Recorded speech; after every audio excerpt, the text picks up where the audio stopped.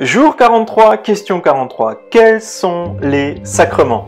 Romains chapitre 6, verset 4.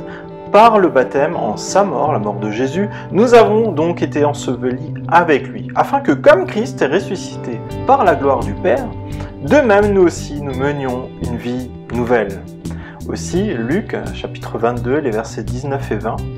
Ensuite, il prit du pain, et après avoir remercié Dieu, il le rompit et leur donna en disant « Ceci est mon corps qui est donné pour vous, faites ceci en souvenir de moi. » Après le souper, il prit de même la coupe et leur donna en disant « Cette coupe est la nouvelle alliance en mon sang qui a été versée pour vous. » Les sacrements donnés par Dieu et institués par Christ, à savoir le baptême et le repas du Seigneur, que l'on appelle aussi la Sainte Seine, sont les signes qui scellent visiblement notre appartenance à une communauté de foi, à une église, grâce à la mort et à la résurrection de Christ.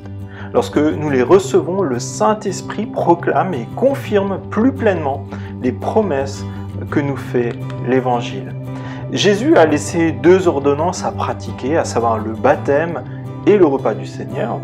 Et Jésus nous a donné l'ordre de les pratiquer pour plusieurs raisons. Premièrement, Dieu a fait le choix de se servir de ces gestes pour nous bénir. Ce sont des expériences pratiques qui sont des signes visibles de vérité spirituelle. Ce sont des sacrements, car Dieu se sert de notre obéissance à pratiquer ces gestes pour nous bénir. Deuxièmement, il s'agit d'une dimension collective. Ces pratiques manifestent que nous faisons partie d'une communauté, que nous formons ensemble l'Église de Jésus-Christ qui est unie par le Saint-Esprit.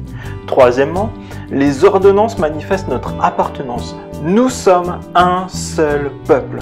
Nous appartenons à Christ. Quatrièmement, nous nous souvenons de qui est Jésus et surtout de ce qu'il a accompli. Jésus nous a délivrés de la mort et du péché pour que nous soyons en relation avec le Père. Pour cela, il s'est sacrifié pour son Église et pour chacun des enfants de Dieu.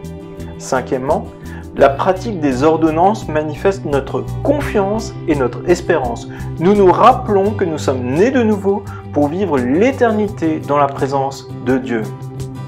J. Parker l'a formulé ainsi.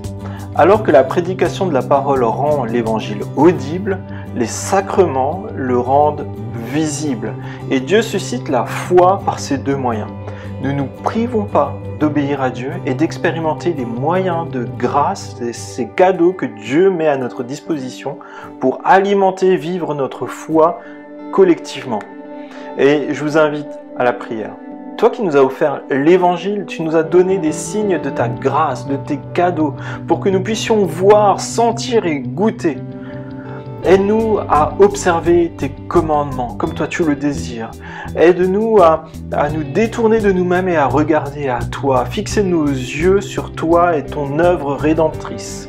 Garde-nous de trop mettre en avant aussi ces signes pour eux-mêmes, par cette expérience, de peur qu'ils nous détournent de notre Sauveur. Mais en tout, garde nos yeux dirigés vers toi et sers-toi, s'il te plaît, de ces signes pour nous faire vivre et ressentir toute la plénitude de ton amour pour nous, toute la plénitude de ton sacrifice pour nous. Je te prie, s'il te plaît, qu'on puisse vraiment être sensible à ton œuvre, sensible à t'obéir dans les petites choses comme dans les grandes choses. Amen.